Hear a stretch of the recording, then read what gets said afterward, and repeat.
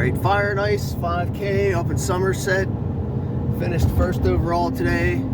19:38 was my time. I'm going to show you the hoodie real quick. This is the hoodie we got. The theme was Jurassic today for their Fire and Ice Festival. This was the little trophy I got. I don't know if you could read it right or not. Just says Fire and Ice Jurassic 5K, first place male overall 2023. It wasn't a bad morning coming up. Roads were a little sketchy on 219 here when I got closer to Somerset, but coming up through Seward and Johnstown, they were pretty clear. Nothing bad that sometimes they've been in the past years, so it's pretty decent drive this morning. It takes me about like 54 minutes to get there from home because it's at the high school in Somerset. I wasn't really sure what to expect today condition wise. Every year it's always different. There could be sheets of ice covering the whole course. It could be 0 degrees, negative out. It could actually be 40-45 degrees and bare. So I always prepare with like trail shoes, road shoes. I bring a couple options, you know, pants and shorts, just in case, because the weather is a little bit different from down home. There could be a good 10-15 degree temperature swing, and there could be no snow at home, and there could be 5 or 6 inches up here, or vice versa. You just never know. So I always like to prepare a little bit beforehand. So when I got there today, I drove around a little bit around the course since I've done the race probably 6-7 times now at least, give or take. So knowing the course, I drove around just to check the conditions out, see how the roads looked. There were some spots that I was like, that looks a little sketchy. I don't know if the road shoes would be a good idea. So after I got my hoodie and my race number, I went out and actually wore one of each shoe for maybe like 50-60 yards, no more than 100 yards, just testing out the grip, the conditions. And I noticed on my road shoes, I don't know if it was like a slush or whatever, but what was that, whatever the snowy, slushy conditions were on the road, some of the road, put it that way, probably 30% of it, it was sticking to my shoe and making them slip. It wasn't a type that would just fling right off. So instead of wearing my endorphins, I went with my Peregrine trail shoes, which I would say is probably the smarter play today, just to be a little bit safer. You don't want to like slip and slide and, you know, tear a ligament or muscle or just hurt yourself or just bang up a knee or an elbow. So I played it smart and went with the trail shoes, even though I knew it was going to slow me down a lot, probably 30 seconds to a minute in a 5K since it's on road. Got my stuff ready. I actually wore calf sleeves, my thicker socks with the trail shoes, compression 2XU shorts with shorts over top. I didn't go pants at all. I wore my thick top, my gaiter, my Blake mitts, my visor being in. I had my music on. So I didn't really wear a jacket, so I went with that thick shirt and just shorts and not pants. It was still only 20 to 22 degrees at the start of the race, which I even thought to myself, this is going to be a little bit chilly. Maybe shouldn't, but I needed every advantage today that I could get, and I figured if I wore shorts, it would give me one, and less clothing, it would give me one. I wasn't sure who all was going to show up today. Actually saw my buddy Greg up, who I guess was sick, so he didn't even run today. But I saw him, I didn't know that beforehand, or I probably would have worn pants. I only basically wore shorts because I saw him. and I needed as much of an advantage as I could against him.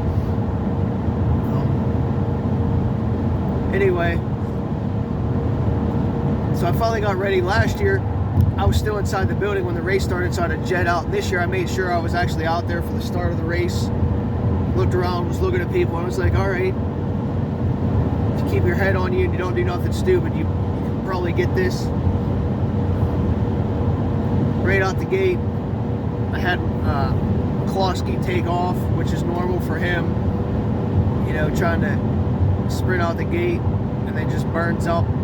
He put on a couple little surges right in that first couple tenths, but I just stayed steady and just passed, and then just took the lead from there. Maybe 3 tenths in, if that, if it wasn't just 2. I just went on from there and just controlled the rest of the race. I ended up winning by 36 or 38 seconds. It probably could have been a minute or more if I laid the hammer down, but I wasn't trying to, since I wasn't worried too much what was going on behind me, and I didn't want to get hurt, so I did pull back a little bit with like a mile left. But that first little uphill, a couple tenths into the race, I was like, man, maybe I went out too fast because I was feeling it in my legs already. Probably because I wasn't warmed up 100%. Plus the conditions were cold, so it does take a toll on your legs a lot more. Plus, wearing trail shoes is going to beat up my legs a lot more on a road race, even though, again, I would say the roads were probably 30% covered for the entirety of the race. So the other 70, they were probably could have got away with road shoes. But the advantage that I got from wearing the trail shoes, which I'll get to in a minute, far exceeded me being able to run maybe a little bit faster with a road shoe on.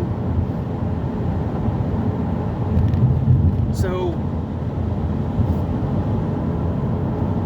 after that first couple tenths, that little incline, we had a nice little downhill as we loop back to the school. There's a first little 6-7 tenths of a mile loop to start the race on the one side of the school, and then we head out to the other.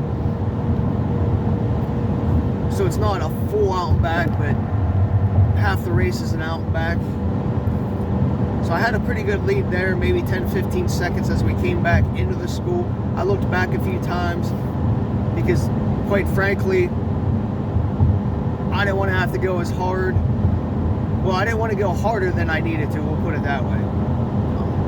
Just because, again, that one little slip could screw me up for anything else that I want to do this year.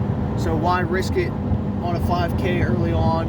So just pay attention to your surroundings and know where I stood. So as we went out to the other side of the school and around another part of town, a couple little blocks, I just gapped and gapped a little bit more. I looked back a couple more times. I'm like, all right, this is a pretty comfortable lead. You know, I got like 20-ish seconds right now. It's like, as long as you maintain and don't do nothing stupid, you got this. As we came into the school, though, before I forget, the road really wasn't touched too much. It was a little slushy and slick in there. So what I actually did is I found like the fresh powder area and ran it out of my trail shoes so I could have better grip instead of that slush, where that slush would have just sort of like dispersed a little bit and made it more slick. Whereas that fresh powder, the vehicles and stuff didn't run over yet and move around, gave me a far superior grip.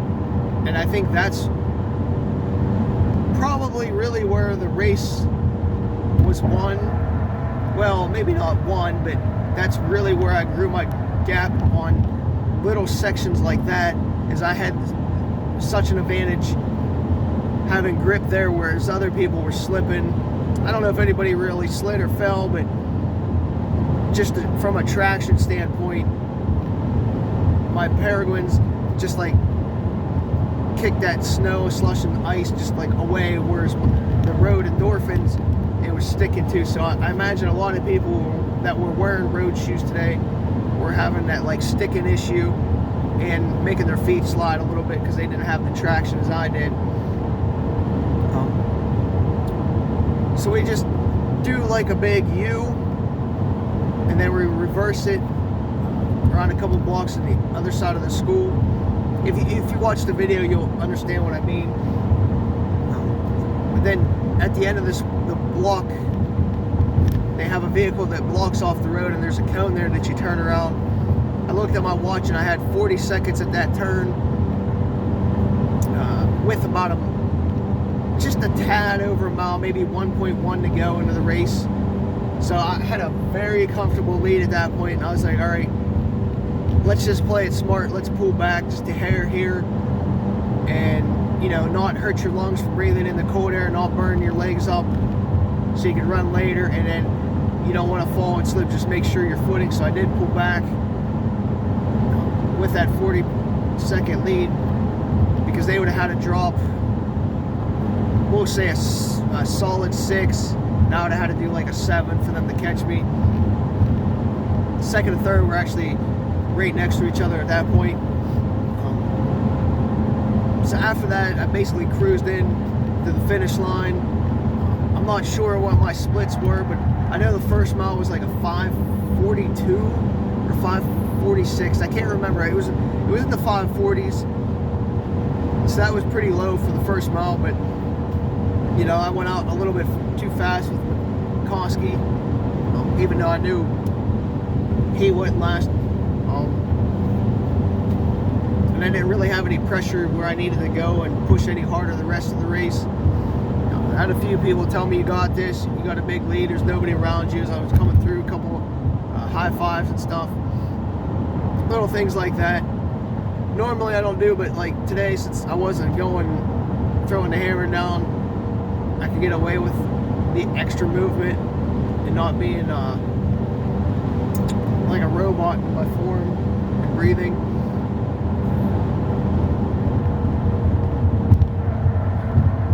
Having pulled back a little bit on the way back with those loops,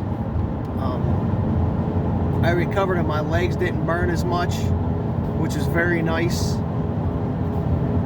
Just being able to relax a little bit more. Then as I, right before I turned to come back into the school, I looked back and I was like, all right, you got this easily. So I pulled back a little bit more with that slush and snow being there. You know, when you have like 3/10 left in the race and there's nobody near you behind you, why risk anything stupid when you're not going for time, which I wasn't today. My goal was just to win. I put that on my goal board for the week in the basement. It was the win today, so I accomplished that and I'm very happy. Yeah, so then I just cruised in. There was a lot of cars on the course today, far more than normal. Probably 10 over in that second half of the race. There's 5 or 6 alone coming around the circle because they usually block that off, and today they didn't. So vehicles were just going around the circle, and then there was just a couple around that first little loop. So that's very unusual for the race. It was a little bit of an annoyance, because 1 or 2 just didn't really seem like they wanted to move over. It happens, and I'm used to it, and it didn't affect me at all. Other than that, it was a nice day. Well, it turned out to be a nice day, even though the temps are still cold. I'm happy with it. I'm happy with my performance. You know, I wasn't going for time. It was just a win race. And I came home safe.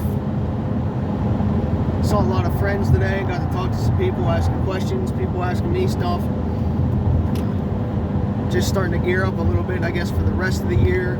People are starting to look at their goals and what they're going to do. Then afterwards, I got to go over the Fire and Ice Festival, got to look at the cool sculptures this year, a lot of dinosaurs. There was one that was like a rocket or spaceship or a fire jet. I couldn't remember what it was, but I was like, well, that's not really Jurassic themed, but I'll let that one slide. There was some Ice Age sculptures, some Jurassic Park sculptures. There was like a Jurassic Park Jeep, a lot of dinosaurs. Even the businesses had stuff in their windows. So it was nice to walk around real quick. I basically hit and quit it because the temps are cold. It's 20 degrees right now. So trying to take pictures with no gloves on and get my hands cold. Plus all the damn little kids and their parents just taking pictures of everything, just touching. So you're standing at like a sculpture for like a minute or two just because, you know, they're playing around while you're trying to take a picture.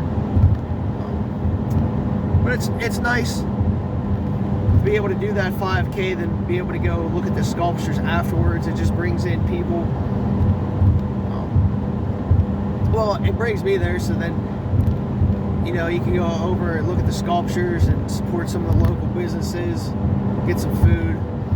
So it's always a nice thing to do if you ever want to race it. Think about that aspect as well. Being able to go out afterwards and look at the sculptures and grab a bite to eat and see downtown Somerset.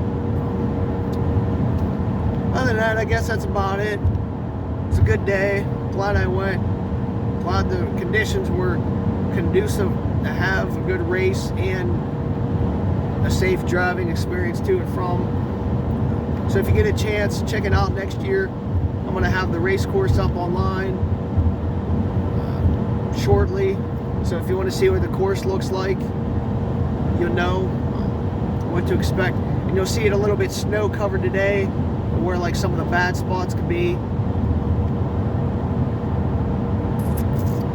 So yeah, if you get a chance, support it. Hopefully I'll see you there next year. If not, hopefully I'll see you there around the race soon or out training. So have a good one.